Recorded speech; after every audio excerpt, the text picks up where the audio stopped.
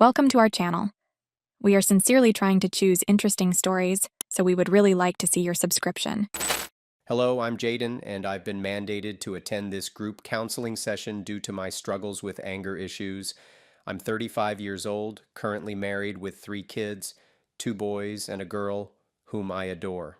Richard, our group consultant, asked me why the court compelled me to be here today, and I explained that it's quite a lengthy tale. Richard assured me we have 3 hours, and I could take all the time I needed. I began narrating my story without delving into the specifics of how I met my wife, Caroline, emphasizing my initial perception of her as the most attractive woman in the world. The catalyst for my anger issues was a bachelor party thrown for my brother, complete with invited strippers. Wanting to shield myself from any repercussions, I disclosed every detail to Caroline. The party was wild, spanning from Saturday at 3 p.m. until Sunday at 7 p.m., cut short only by police intervention due to the noise. Life returned to normal for about 3 months after the party.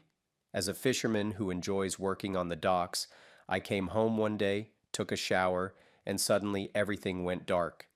I found myself incapacitated, realizing I was taped to a chair with duct tape tightly wound around my ankles.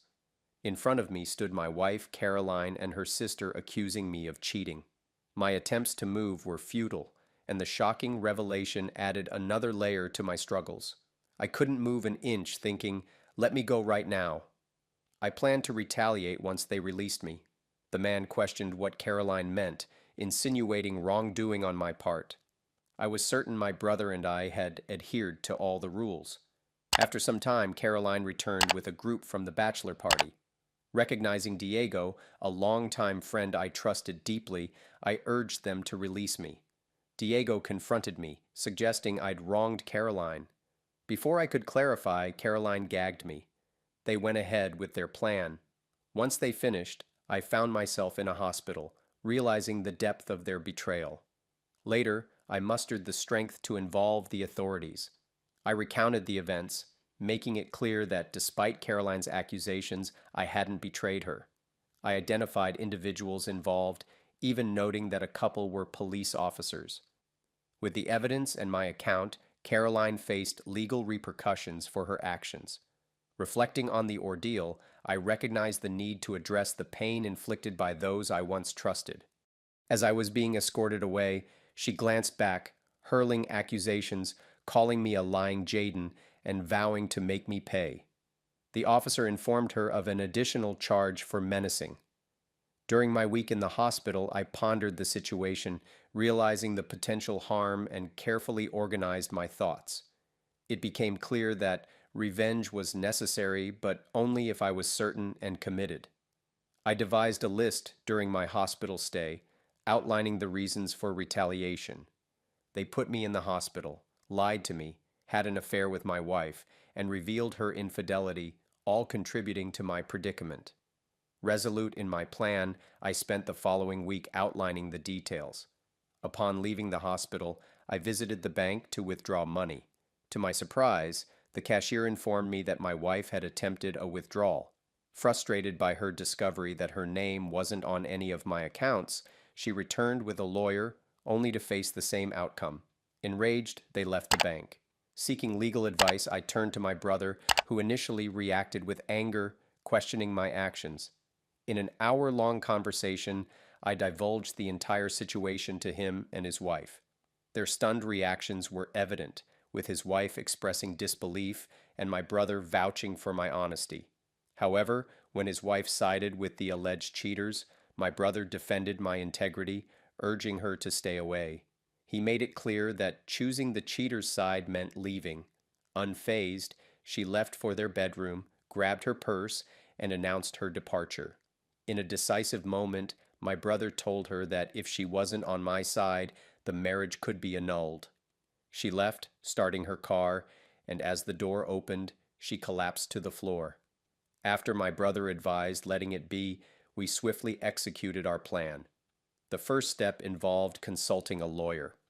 Things kicked off on Friday at 9 a.m. with my realtor placing a for sale sign in my front yard just as Caroline was heading to work.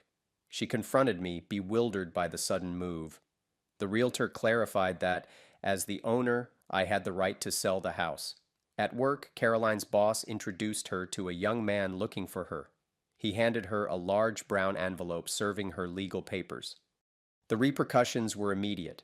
I received numerous phone calls with 5 ex-wives expressing confusion and anger. I narrated the entire story to each of them, holding nothing back. Amidst the chaos, I received around 30 death threats. I calmly noted them down, finding humor in their futile attempts to intimidate me. I find it perplexing that individuals engaging in affairs seem surprised when repercussions follow. Subsequently, my lawyer delivered 5 sets of civil claims, each demanding $5 million. I took legal action against Caroline for personal injury and theft of my property. Meanwhile, my brother, who had his share of conflicts with so-called friends and family, was approaching his trial on assault charges. As the trial date loomed, my brother's wife sought to talk, but choices had been made. On the eve of the trial, Diego from our past attempted to attack me, leading to an unintended discharge from my weapon, hitting him in the groin.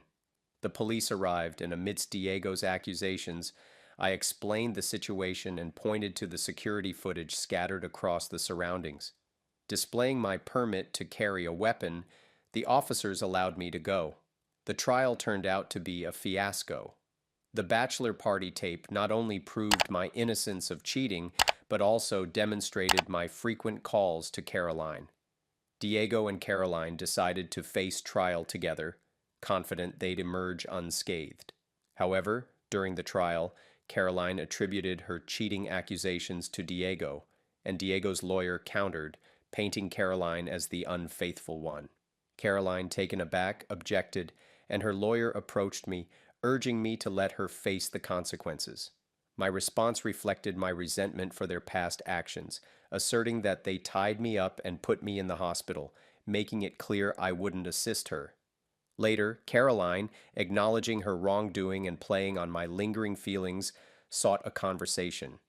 Despite the deep hurt, I chose to go against my better judgment and agreed to ask the district attorney to be lenient on her.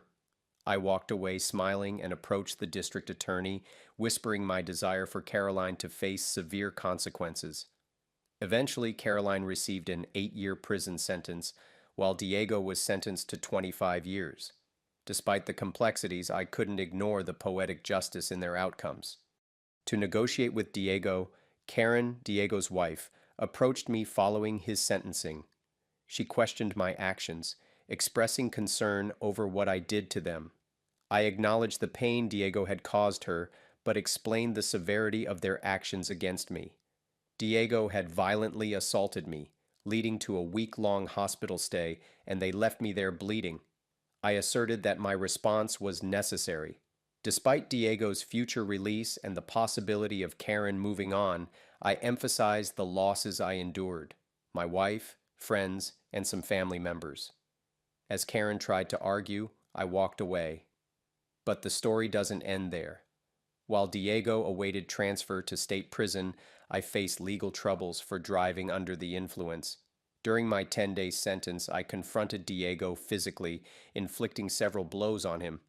I appeared before a judge, who fined me $50 and extended my jail time. Subsequently, I found ways to get back at them. 2 of them faced a bar fight where someone used a stun gun on them, delivering over 1,000 volts.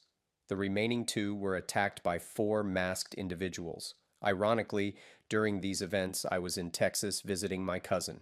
Now, I find myself sharing this with you while attending anger management classes, a consequence of the judge's attempt to impart a lesson.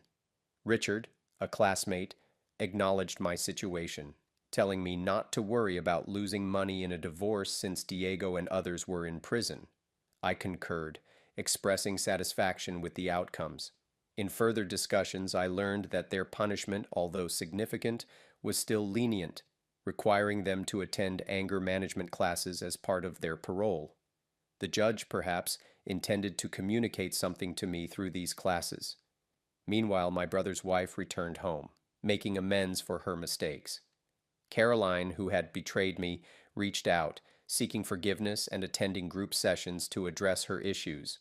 Reflecting on my current state, I admitted feeling heartless but content.